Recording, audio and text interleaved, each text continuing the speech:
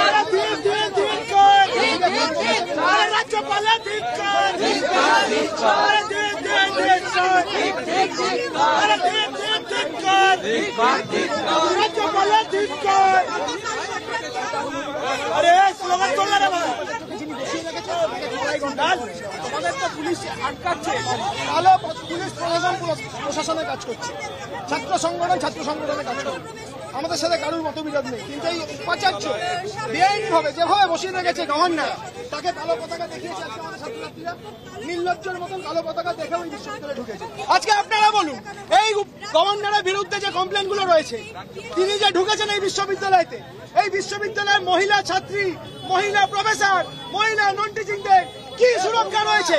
এই সুরক্ষার গ্যারান্টি কে দেবে? আরে ঠিক ঠিক ঠিক রাজ্যপালের ঠিক